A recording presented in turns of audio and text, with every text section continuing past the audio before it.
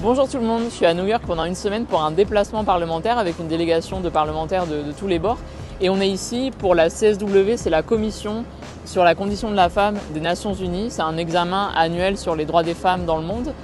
Et je profite de ce voyage également pour faire diverses choses, c'est-à-dire pour rencontrer les mouvements de gauche aux Nations Unies, notamment DSA, c'est-à-dire la gauche du Parti démocrate, et pour rencontrer diverses personnes qui œuvrent ici pour la lutte du peuple palestinien. Je vais rencontrer notamment l'ambassadeur permanent de la Palestine auprès des Nations Unies et divers activistes qui luttent contre l'Amérique de Trump et pour la libération du peuple palestinien ici.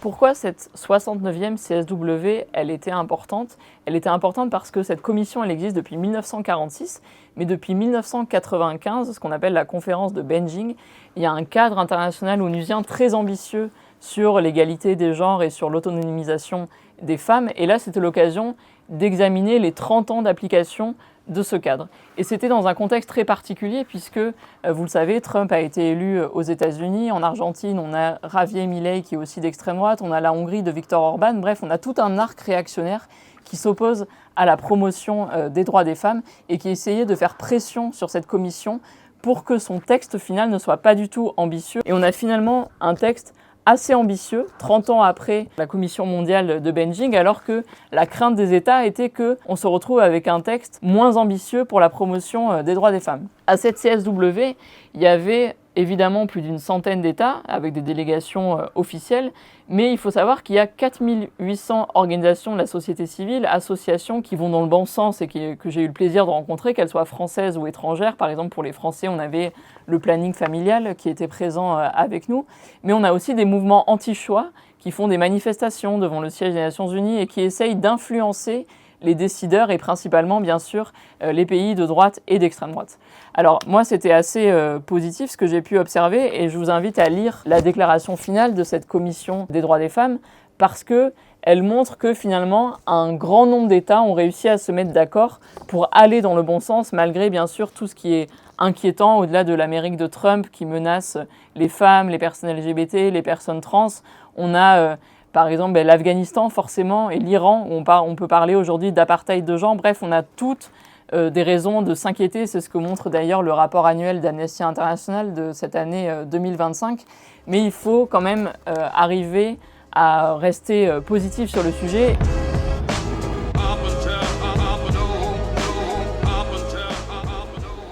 La France a bien sûr un rôle important sur ce sujet-là et c'est pour ça qu'elle met en œuvre ce qu'elle appelle une diplomatie féministe. Or, quand on regarde un petit peu précisément, on se rend compte que cette diplomatie féministe, c'est uniquement de la com et qu'il n'y a pas de budget réellement alloué sérieux sur le sujet.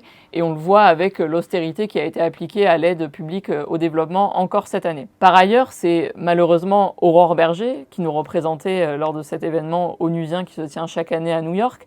Et alors que l'année dernière, la France était un petit peu arrivée en grande pompe avec la constitutionnalisation de l'IVG qui venait d'être votée, et la France était devenue le premier pays à inscrire le droit à l'avortement dans sa constitution, ce qui permettait d'avoir une influence et d'en parler auprès des autres États. Cette année, Madame Berger a choisi de parler de la cyberviolence en ligne, qui est un sujet qui est certes important, mais qui est totalement secondaire dans l'état du monde actuel. Et elle a bien sûr beaucoup déçu les associations de la société civile, notamment françaises, qui, elles, voulaient un événement plutôt orienté sur l'éducation à la vie sexuelle, reproductive et affective, qui est aussi menacée par les mouvements anti-choix en France.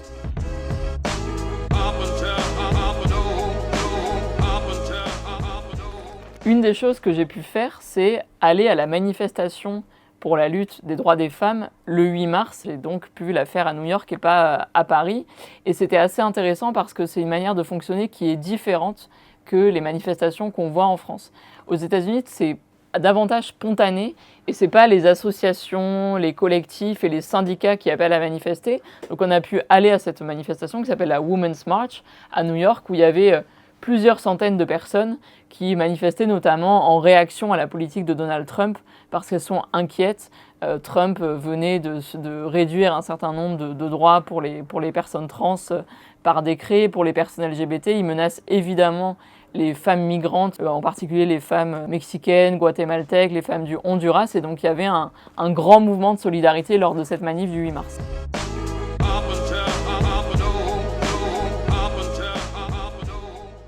Salut Lila, ravi de te rencontrer. On est au People's Forum. C'est un lieu à New York où là vous vous organisez pour les futures actions pour soutenir le peuple palestinien. Est-ce que tu peux nous en dire un peu plus sur votre manière de vous organiser, les actions que vous allez faire ici? Là, on se retrouve tous les lundis. Les meetings commencent par à peu près 45 minutes d'éducation politique. On parle un peu de l'actualité de la semaine, ce qui s'est passé sur le terrain en Palestine et aussi aux États-Unis, et un peu la connexion entre les deux. Et on prépare plusieurs actions. Par exemple, il y aura une grande manif le 30 mars. On fait aussi des levées de fonds pour le peuple palestinien. On travaille avec une organisation qui s'appelle MECA, Middle Eastern Children's Alliance. On parle dans les rames de métro et où on explique aux gens qui sont assis dans le métro ce qui se passe en Palestine et encore une fois, connexion avec l'impérialisme américain et ce qui se passe aux États-Unis. On fait de la prévention auprès de communautés immigrantes, on leur rappelle de leurs droits, quoi faire si jamais ils sont arrêtés par des agents de l'immigration, etc. Alors là, on a un étudiant qui s'appelle Mahmoud Khalil qui a été arrêté chez lui par l'immigration alors qu'il avait une carte verte, il n'avait même pas un visa, donc visiblement ils ont essayé d'abord de lui dire que son visa était suspendu et ensuite il a dit qu'il avait une carte verte et donc il n'avait aucune raison d'être expulsé. Il va être expulsé uniquement pour son soutien au peuple palestinien. Là, c'est un premier signal d'alarme puisque c'est une illustration de la répression de Trump vis-à-vis des activistes qui soutiennent le peuple palestinien. Qu'est-ce que vous allez faire pour le soutenir? Qu'est-ce qui est prévu? De quoi on va discuter ce soir? Est-ce que tu peux nous en dire un peu plus?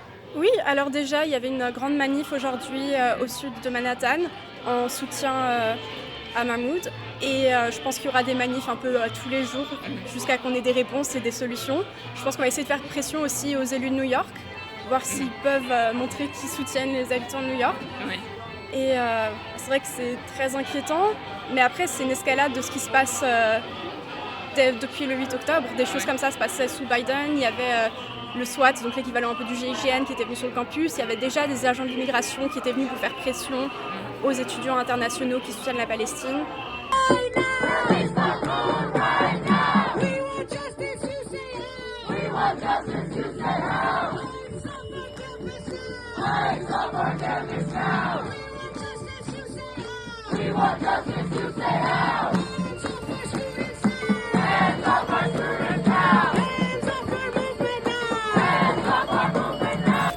My name is Grant Miner. I'm the president of the Student Workers of Columbia. 2 days ago, I was notified that I was being expelled for participating in pro-Palestine protests, and that was going to be effective immediately. So I'm a PhD student. I'm in my 5th year of my program, which means that I effectively lose my pay, my health care, and I don't live in Columbia housing, but if I did, they would immediately try to evict me. Right now, the Trump administration is trying to punish pro-Palestinian speech, not just on college campuses, but across the whole nation. And Columbia is very much the test case for that. So we've had 2 other students be deported, basically. They had their visas revoked. One was arrested, one self-deported, one of which did not even participate in protests. So this is an egregious backsliding of free speech and civil rights in the United States, and it's all in service for opposing the movement to free Palestine. Protesting against a genocide is never wrong, and I'm here, with everybody else to fight back and to stand up against these really, really terrible overreaches. We can win, we will win, and we have to stand up to Trump and the billionaires who are trying to crush our free speech and the movement for Palestine.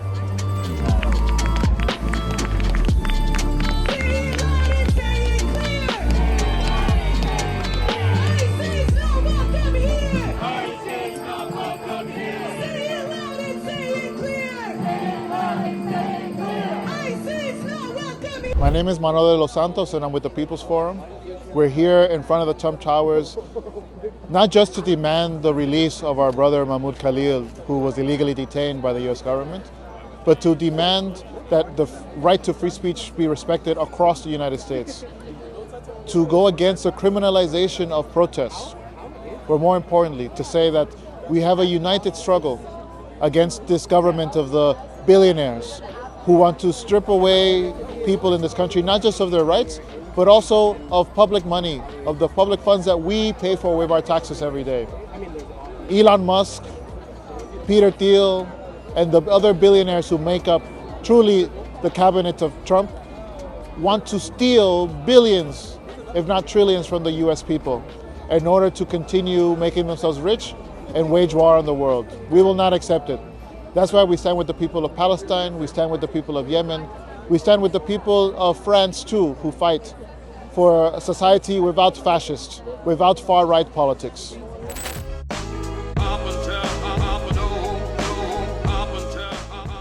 L'occasion d'être à New York, c'était bien sûr de rencontrer des diplomates français, mais aussi des diplomates étrangers, notamment les représentations permanentes auprès des Nations Unies de différents pays, notamment ceux engagés sur la question du peuple palestinien. Dans ces pays-là, on compte par exemple Cuba, le Nicaragua, la Malaisie, qui sont des pays qui sont membres du comité spécial qui examine le respect des droits des Palestiniens qui vivent dans ce qu'on appelle le territoire palestinien occupé officiellement auprès de l'ONU. Ces pays-là, c'est des pays qui se sont très tôt engagés sur la question palestinienne, qui ont mis en place des sanctions à l'égard d'Israël, qui ont pu parfois rompre leurs relations diplomatiques. Et donc c'était très intéressant de les rencontrer, et j'ai pu aussi voir évidemment le représentant permanent de la Palestine auprès des Nations Unies. Et ce qui rassemble ces différentes personnes, c'est leur attente vis-à-vis de la France de reconnaître l'État palestinien. Si la France reconnaissait l'État de Palestine, elle serait le premier pays du G20 à le faire, et elle entraînerait différentes reconnaissances en cascade. Il faut savoir qu'aujourd'hui, il y a plus de 120 pays qui reconnaissent la Palestine. Il y en a de nombreux en Europe récemment. Vous vous en souvenez, l'Irlande, la Slovénie, la Norvège et l'Espagne ont reconnu la Palestine en 2024, et donc c'est au tour de la France de le faire.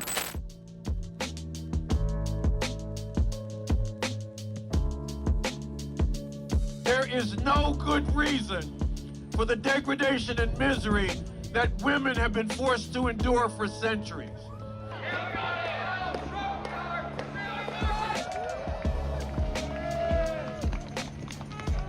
Our futures matter. So let's raise our voices and show New York City and the world that we will not back down until every woman everywhere has the right to her choice. Ici, on est à New York, on est un peu dans un îlot de gauche aux États-Unis, donc c'est pas très représentatif de l'Amérique de Trump. C'est une ville relativement progressiste. On a rencontré le candidat à la mairie de New York qui est à la gauche du Parti démocrate. Politics that spoke directly to people in the crisis that they were facing. And we said we would do three things. We would freeze the rent for every single resident. Hi, my name is Renee Parody. I'm a member of the National Political Committee of the Democratic Socialists of America and a member of the NYCDSA chapter here in New York. And the NYCDSA chapter has endorsed Zohran Mamdani for mayor of New York.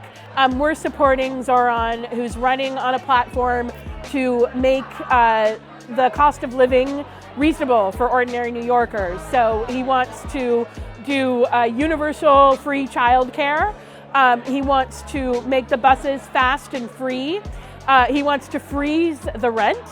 And he wants to put municipal grocery stores in every neighborhood in New York so ordinary New Yorkers can get the staples of life at a price they can afford. C'est l'inflation qui est énorme ici, on est face à des prix qui sont exorbitants. Donc la plupart des gens subissent le mal logement, n'arrivent pas à se nourrir, bref, tout ce qui concerne la vie quotidienne. L'Amérique de Trump se fait quand même sentir, puisque les gens en parlent beaucoup, on les a rencontrés en manifestation. Et la plupart des gens nous disent être très angoissés ou se sentent menacés. C'est des activistes qui sont harcelés, qui sont menacés de mort.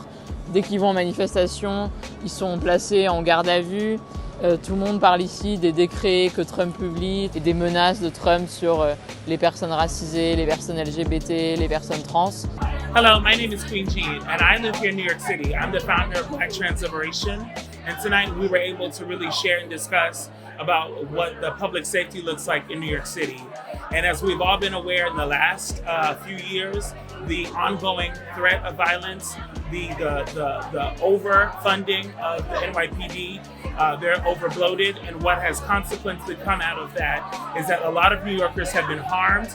Families have been devastated by police violence, police murders. We have seen that the police have targeted people on the train stations. And most recently, we have seen where a young woman was burned alive, and the NYPD is walking by in the video and literally ignoring her cries for help. And so it's these circumstances that really are heartbreaking, and it's why we need desperately, we need better leadership. We need a vision for our city that is going to respect and protect all New Yorkers. And for me, as a Black trans person, it is important that we are not misguided, misinformed in this moment.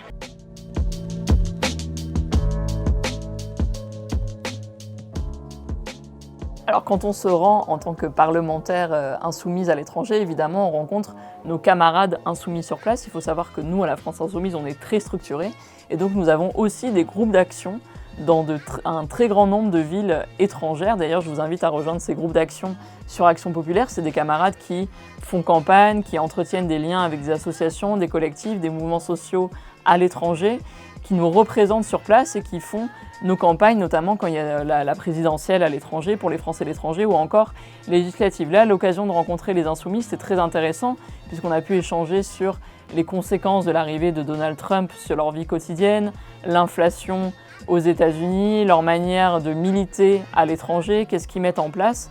Et donc on s'est vu à de nombreuses reprises lorsque j'étais en séjour à New York.